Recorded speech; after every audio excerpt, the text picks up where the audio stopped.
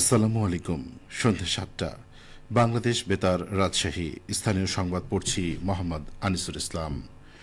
স্বরাষ্ট্র মন্ত্রণালয়ের সিনিয়র সচিব নাসিমুল গনি বলেছেন, অসৎ লোকের কাজকর্মে সমাজে যতটা না ধ্বংসের ঝুঁকি থাকে তার চাইতে বেশি ধ্বংস হয় সৎ মানুষের নীরবতায়।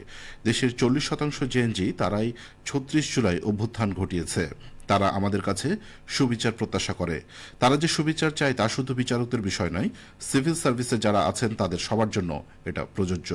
আজ রাজশাহী পিটিআই মিলনায়তনে বিভাগীয় ও জেলা পর্যায়ের সরকারি কর্মকর্তাদের সাথে দেশের পরিবর্তিত পরিস্থিতিতে সরকারি কর্মকর্তাদের ভূমিকা শীর্ষক মতবিনিময় সভায় তিনি একথা বলেন। জুলাই বিপ্লবের বিশালতা ও গভীরতা অনুধাবন করাতে সচিব তার বক্তৃতার মাঝে কয়েকটি তথ্যচিত্র প্রদর্শন করেন।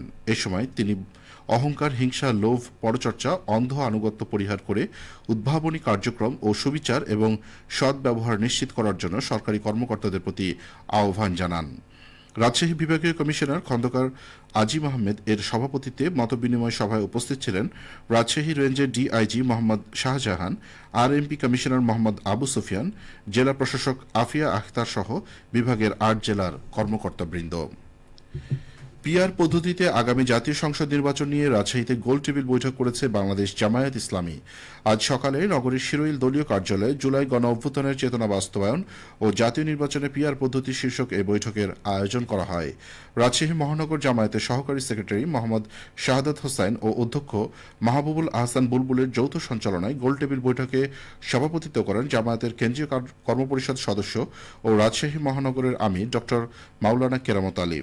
এতে বক্তারা বলেন, জাতীয়ভাবে যদি কোনো দল ২০ থেকে ২৫% ভোট পায় কিন্তু তাদের সাংগঠনিক দুর্বলতা, বিত্ত বৈভবের অভাব বা একক আসনে জেতার সক্ষমতা না থাকায় তারা একটি আসনও না পায়, তাহলে সেটি একটি গণতান্ত্রিক ব্যবস্থায় অস্বাভাবিক বলেই বিবেচিত হয়। পিআর পদ্ধতিতে এই সমস্যাগুলোর অনেকটাই সমাধান হতে পারে।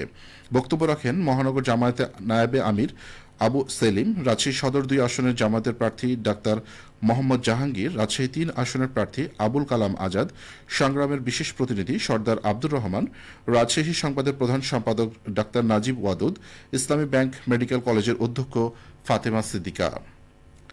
জামায়াতে ইসলামের সাবেক আমির ও পাবনা ১ আসনের সাবেক এমপি মাওলানা মতিউর রহমান নিজামীর স্মরণে ফ্রি মেডিকেল ক্যাম্প অনুষ্ঠিত হয়েছে। শহীদ মাওলানা নিজামী ফাউন্ডেশনের উদ্যোগে আজ দিনব্যাপী পাবনার সাথিয়া দৌলতপুর ইমাম হোসাইন একাডেমি প্রাঙ্গণে এই ফ্রি মেডিকেল ক্যাম্প অনুষ্ঠিত হয়। ফাউন্ডেশনের সভাপতি শামসুর রহমান নিজামী ও সাধারণ সম্পাদক ড ব্যারিস্টার নাজিবুর রহমান মোমেনের সার্বিক দিক নির্দেশনায় এই ক্যাম্প পরিচালিত হয়। ক্যাম্পে অভিজ্ঞ চিকিৎসকবৃন্দের মাধ্যমে প্রায় ৫ শতাধিক রোগীর বিনামূল্যে চিকিৎসা সেবা, রক্তচাপ ও ডায়াবেটিস পরীক্ষা, ব্লাড গ্রুপিং, নাক কান গলা, গাইনিসহ স্বাস্থ্য পরামর্শ সহ প্রয়োজনীয় ঔষধ বিতরণ করা হয়। ফাউন্ডেশনের সদস্য মাওলানা মোখলেসুর রহমান, মাওলানা আব্দুল কুদ্দুস, আনিসুর রহমান, মোস্তফা কামাল মানিক, ড কামরুজ্জামান বকুল, আতাউর রহমান উপস্থিত ছিলেন।